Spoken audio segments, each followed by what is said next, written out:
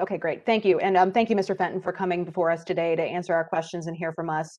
In your testimony, you aptly discuss, of course, FEMA's roles in supporting our heroes, the National Guard, expanding vaccine access, and these are no doubt some very important parts of the work that you're doing. However, I am incredibly disappointed that Iowa has yet again been forgotten in all of this. There's no mention of the 2020 derecho that wiped out much of my district.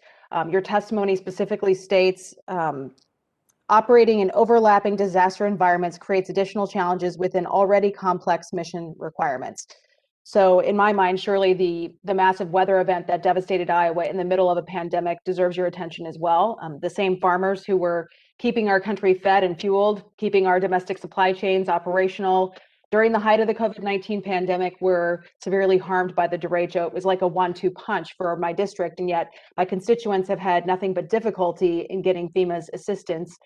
In particular, when they've, for example, asked for extensions for relief applications, they've been denied a simple extension by a bureaucrat in the middle of their lives being literally ripped apart. So it's incredibly insulting to the people in my district. It's insulting to Iowans that you'd come before us today and claim that the agency responded successfully to each of these natural disasters. You don't mention the derecho. This is after my team informed yours that I would be questioning you on that subject today.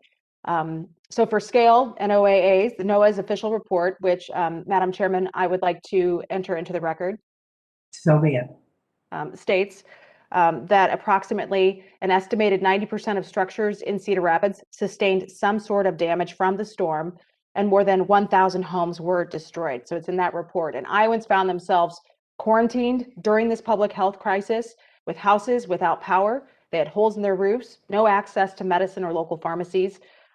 It was terrible and is still terrible. And Iowans need support during this pandemic. They need it doubly so in the wake of the derecho. My district still needs serious assistance. And again, this is all on top of the strife brought by the pandemic, job losses, isolation, extreme mental health stress, and our kids included in that. And so now many families are having to deal with deciding whether or not they're going to put food on their family tables, removing hazardous trees, or repairing their roofs. So at this point, I see that to be completely unacceptable for my district. So my first question to you, Mr. Fenton, will you commit to me here today to stop forgetting Iowans and prioritize this relief for my constituents back in Iowa? Yeah, thank you for that question, Congresswoman Hinson. And I think my testimony was focused at the time that I've been acting administrator of FEMA, which has been a short period.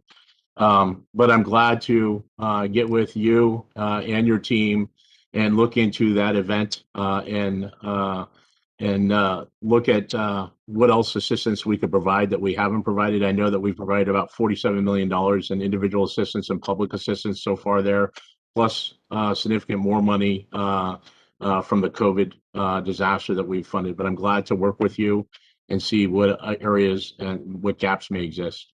Well, I'm glad to hear that you're getting on board with prioritizing relief for Iowans. And the other thing I would ask you here today is, will you help commit to granting much needed extensions for Iowa's local governments on derecho relief applications?